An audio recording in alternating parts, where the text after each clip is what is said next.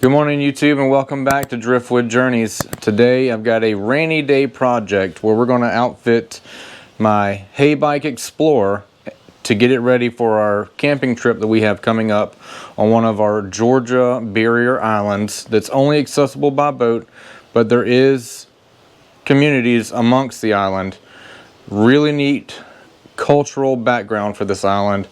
We're really excited for it. They just had a big Georgia Supreme Court ruling here recently that overturned a law that went into effect over there in 2023. Basically, the tax increase on the homeowners was going to be so substantial that it was going to force them off of the island. But that was reversed last week or the week before last. So I know they're excited, and we're excited to check out the island for the first time. So I'm just going to do a little how-to project today, something easy that the kids can do on a regular bicycle, or if you get your kids an e-bike or your wife's, just a little milk crate project. Super simple, doesn't cost a whole lot of money, and it's easy to do. But this will allow us to carry our fishing rods across the island.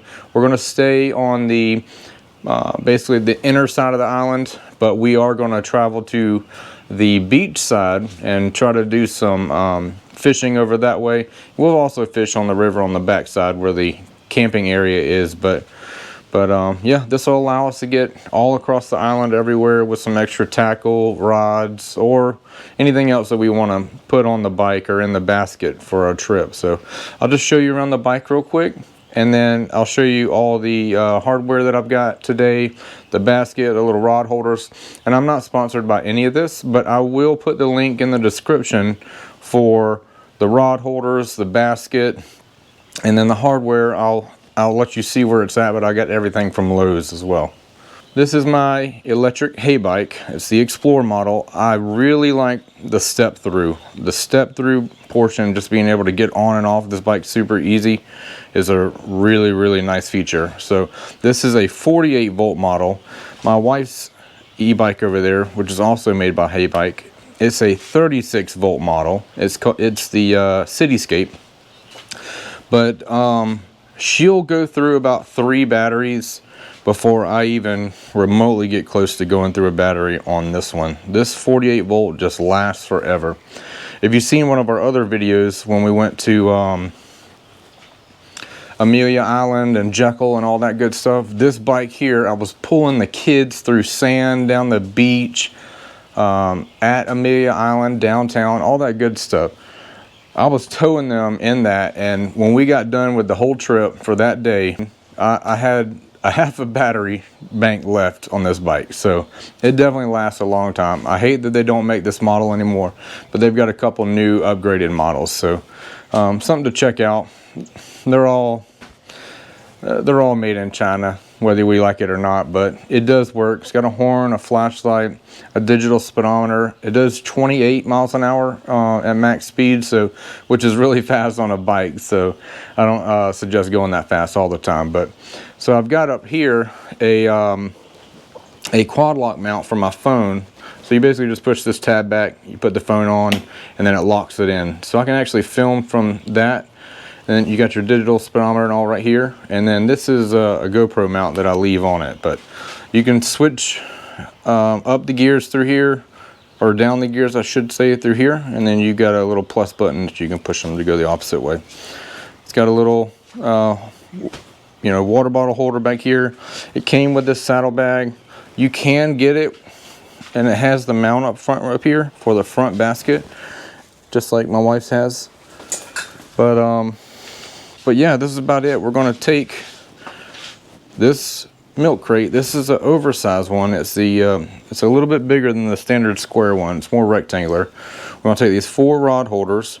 We're going to take all this hardware. So we've got some 10 by 24, 1.5 stainless steel screws. I got some stainless steel U-bolts, some stainless steel washers. Everything up here is stainless. Some more Fender washers for the inside, some nuts, and then I got some dome nuts because I might have to cut the length of the screws coming through the rod holders. So I'm gonna make a little how-to video. It's nothing special. It's just something an idea for you guys to do. But in the end it'll hold 4 fishing poles or 3 fishing poles and like a bait net, and then also like my tackle bag and all that good stuff. So, but yeah, this is just us getting ready for this trip that we've got coming up to Sapelo Island, and I cannot wait to see what the island has in store for us. All right, so the first thing we're going to do is we're going to mount these stainless steel U-bolts to the frame of the bike and through the basket. And if you actually look on this basket, it's got a nice little webbing area here, here, here, and here. 4 points that are a little bit more structurally sound than just the rest of this skinny webbing. So we're going to mount them through there. It just happens to work out perfectly where this bike has, you know, a nice little frame across the back. If you're not going to be near the salt water by any means, you don't have to use stainless. I will say that these were like $4 and some change, but the regular non-stainless steel U-bolts were probably like $1.25 a piece or something like that. There's a big price difference when it comes to stainless versus non-stainless. But we're always near salt water, and we try to take these we try to take our bikes with us everywhere we go too. It's really nice just to be able to explore a little bit quicker when you're limited for, you know, your weekend getaways or anything like that. All right, I'm gonna tighten this down. I've got the my drill set to 17, and I'll see if that's good enough or if it's too much here in a second. Well, it pulls it snug without being too over tight. It feels like it'll do well. All right, there we go. We got the basket secured now. I'm gonna take these rod holders. I'm gonna put one of the smaller washers under the head of the screw, and then one of the larger fender washers I'm gonna put it on the inside here, since the holes in the crate are a good bit bigger. All right, so I've got my fishing rod holder, and it has 2 holes in the back for some screws. So again, we're dealing with plastic here, so you don't want to over tighten it by any means. And to kind of help displace the weight just a little bit, I've got a washer under the head. So the bigger the washer you can put right here is probably going to be the best. I'm gonna angle these because anywhere we go, if we're riding in a bunch of tree covered areas, which the island that we're going to definitely has a lot of tree covered areas. So I'm going to angle these a little bit so the fishing rod's not sitting up too high and hitting trees as we go everywhere. So I'm going to angle these, put these on here, and then I'm going to do 2 more on the other side, but I might not angle the other side, or maybe only angle one of them, because for like a dip net or something like that, I want it to sit vertically so that it doesn't come out, since it's not as long as your standard fishing pole. Man, getting these screws in here is probably the most difficult part, because you got to hold them just right with your finger. Striker, where'd you go, dude?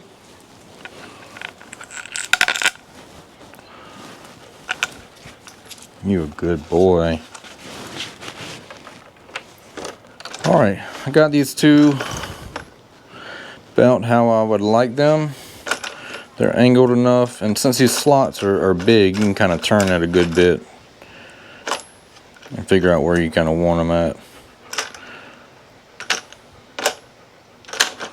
That should be good there. So I have an impact here, but I'm just going to be really easy with it when I'm running this down, because I do not want to crack the plastic of the rod holder, and I don't want to crack the plastic of the milk crate. Just get it nice and snug. Same thing with this one right here. Just a couple ugga-duggas, not too many. It's perfect. And I've got the nylon locking thread or nuts as well, because we don't want this coming off. I don't want to be losing any of my rods. They're not the most expensive things in the world, but I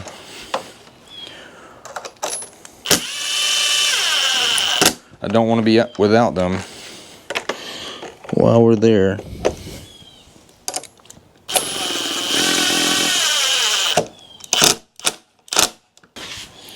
Just enough there. Alright, that's good for this side. I'll work on the other side. First I gotta find my dog. Striker! What you doing? Oh, you want to go inside? Alright, come on, Striker. Come on, let's go. I'm going to do a vertical one here towards the aft side for the net, because if I do it close to the front, then it could hit me or just be in the way right here where I'm riding. So we'll keep an angled one in the back for another rod, and then we'll do a vertical one here on the aft side of this basket. My wife just informed me, if you haven't been with the channel too long, the name of our channel used to be our business name, Get Rolling RV Rentals, but come to find out, we enjoy making boat videos and camping videos better than we do advertising about our business. So, but anyways, one of our other local RV rental companies, my wife had spoke with them today, and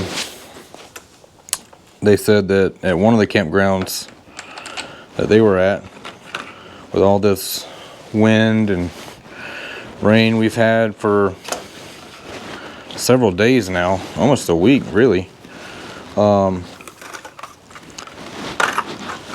said that a tree fell on a fifth wheel. And we've also had a really wicked king tides here this week, so they're in the 9 to 10 foot range here in the area, and I think probably is just saturating the ground at the campground really bad, because the campground is on the beach basically, saturating the ground and the rain and the wind and all that good stuff. So I guess I don't know who would pay for that. Would it be the campground? Would it be personal insurance? I mean, I'm not sure how that works. I hope to never be in that situation by any means, whether it's one of our renters renting or when we're camping ourselves. And we still camp a good bit too. So I'm gonna pull the bike outside, and I'll put a couple rods in it and we can see what it looks like now. All right, I'm gonna start loading the bike up here. I've got this net, this fish net that I've had for a couple years now, and for 20 bucks or $25 on Amazon, this is the best net that I have owned. It's rubber coated mesh, so even when we were crabbing last weekend, it works really good. It's not a super big net, but it'll net most of the fish here in southeast Georgia. But I really like this net. I'll put the link in the description below as well. We've got our little holder for that. We've got our couple rods here. These are the Ugly Stick inshore carbons with some pin battles that I've got. Whoop.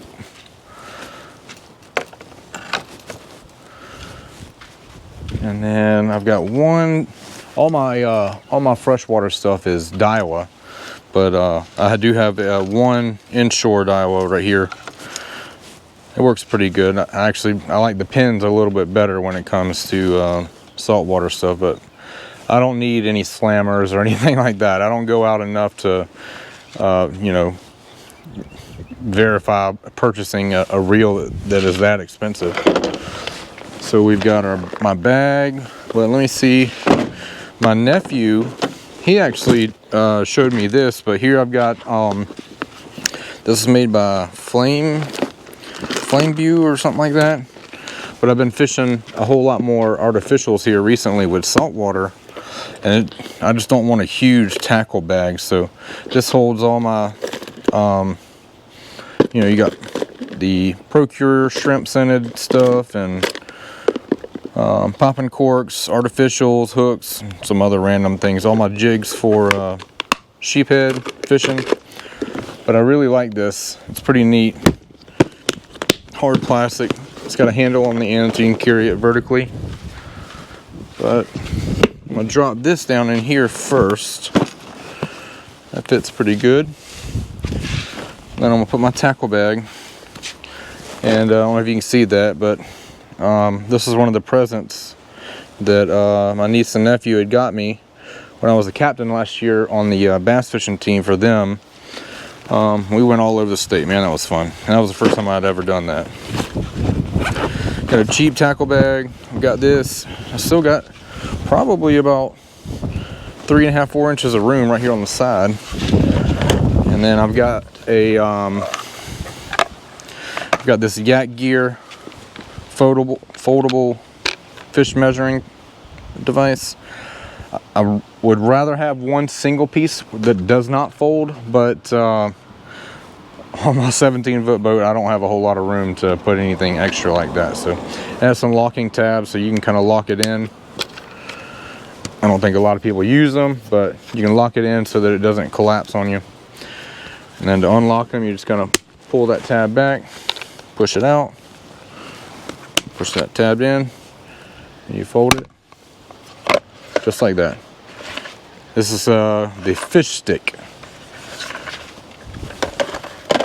We got room right there for that. It lays flat. And then, man, we've had this as like a, I think it was a gag gift more than anything from when our second son was born. So it was been in the wrapper for 7 years or more, but it's this huge style D-ring. It's got some actual fingers to put on it, but it's just something neat too to strap on the side of the basket or wherever. I can put my fish grippers on them. And I got some pliers right here, and these probably work better in the bag, but just for now I'll slide it onto the ring just so you can see. Yeah, and then it kind of locks up like that. And you can put it anywhere you want to that you can find fitting on the side of the basket, but you can do that. You can do whatever, but this gives you a nice little fishing setup that should work well anywhere we go. I'll still have enough room between my back and the seat, so I don't have to worry about my back hitting that. But there's how much room you've got left. I could probably still fit a couple more things, and then if I need to, you know, if you got 2 of these plastics, you could still put your tackle bag on top, and then you can bungee over the top if you needed. And they make those like bungee nets, kind of similar to what we have on our golf cart. But the this looks like it sits kind of low, but the handle does collapse, and then the handle collapses into the fish net itself. But yeah, so this is my setup. It should be a good weekend in a few weeks coming up, tent camping, like I said, but it's going to be on Sapelo Island.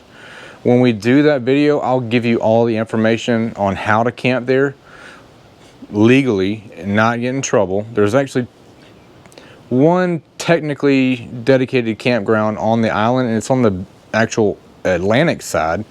That one's been closed down for at least a year now. There were some issues with a small bridge that goes from the island to like the main or the little island that the campground is on. But you can also tent camp on another portion of the island. It's 100% free. I've watched a couple other quota hunt videos from Sapelo, and that's one of the things right now is we have to time our Sapelo visit because there's basically a quota hunt. It started this weekend until late November basically. So every other weekend roughly is a quota hunt at that WMA there on Sapelo. So we've got to time our visit there when a quota hunt is not happening. So it should be fun. I'm excited. I'm looking forward to that. We're going to take the new boat, and I promise you I'm going to get the video out of the new boat. I've been waiting on one piece to create my other restore video that we have of this boat, basically polishing another turd. But this is the one piece that I was waiting on, and it just got finished 2 days ago. And it is this back-to-back seat It came out of a 203 DFS. I think it was like a 2020 model or something like that.